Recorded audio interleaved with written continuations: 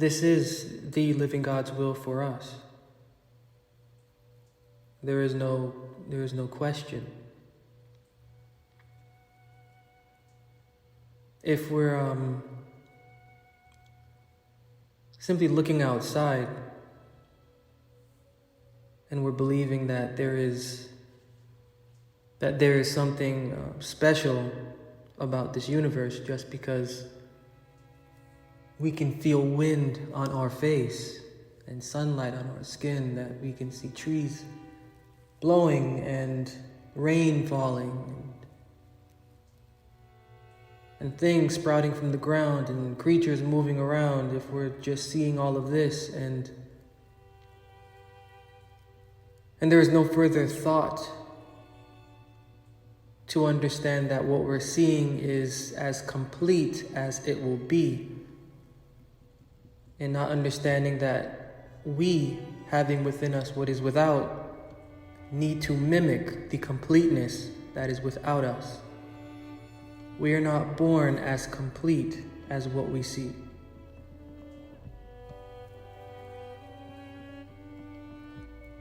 Our mission is to achieve the completeness that we see, is to achieve the level of intelligence that we see being displayed invisibly by nature, by the atmosphere.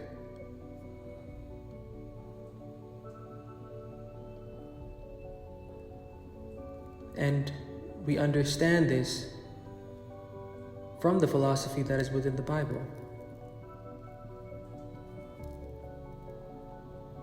As the apostles taught,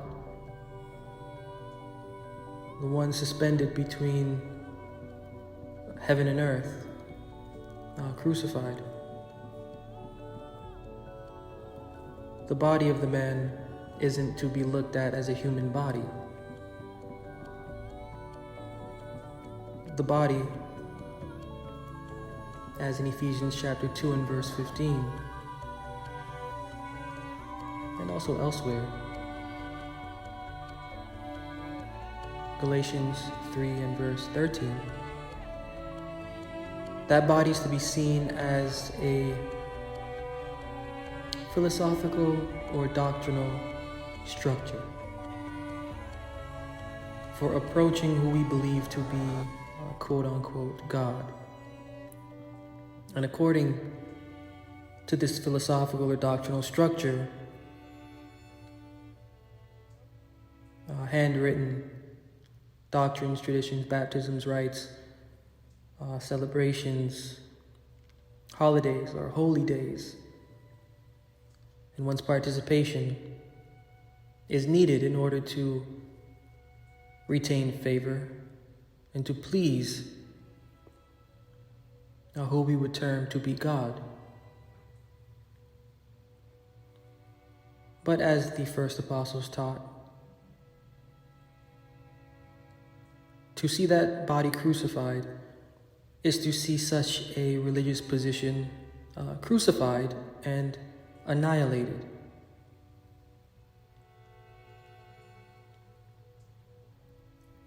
Skipping ahead, to see that body regenerated or resurrected, figuratively, is to see a newness of devotion transpiring,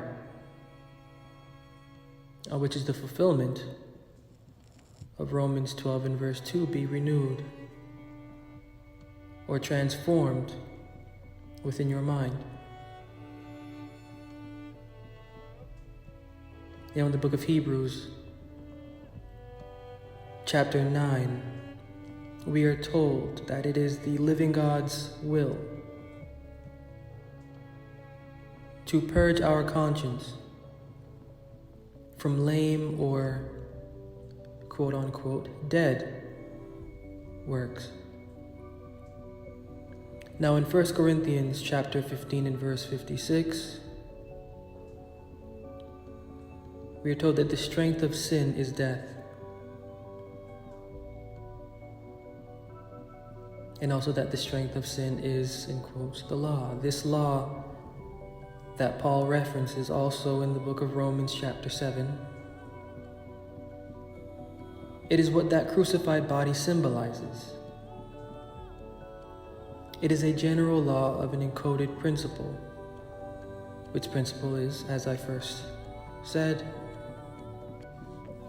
taking one's righteousness or piety through handwritten commandments, deeds and traditions of what we are accustomed to through religion. That body crucified means the crucifixion of such a law or a doctrine.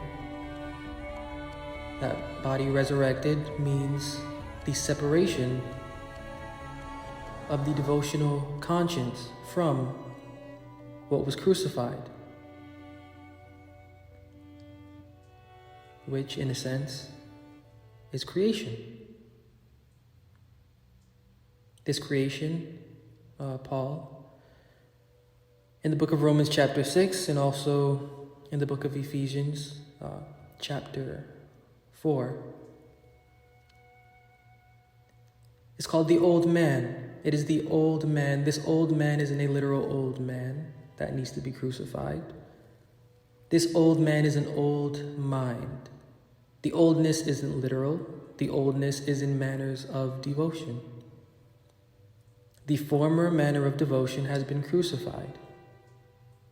It is no longer lawful to believe that by holding something when you pray, you're okay. It is no longer lawful to believe that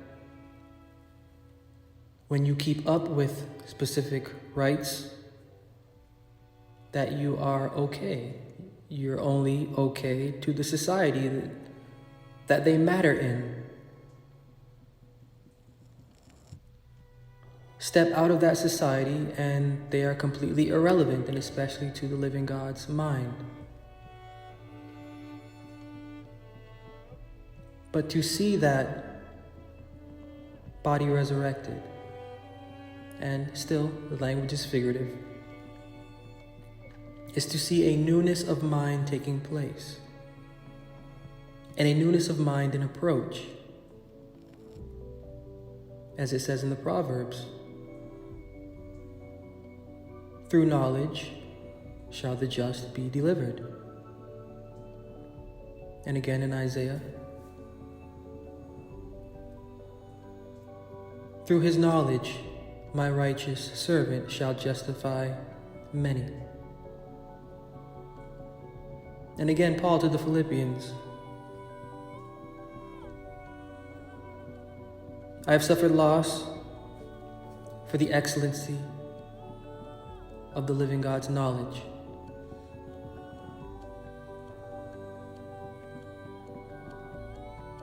Creation through personal knowledge is the point. When we are caring about life, we are in a position where we are not able to retain knowledge of what is going on, not necessarily around us, but within us. We can't take so seriously. When we take so seriously, we're forcing. And this act of forcing will is what was crucified. Forcing will to please who we believe to be a divine I without having any kind of cognitive proof or any kind of inward relation. Simply doing it as a show of will to be seen as pleasurable to a quote-unquote God that we have read and has been written of. But the philosophy of the Bible is creation, and creation for the purpose of retaining a knowledge to live by is the intention.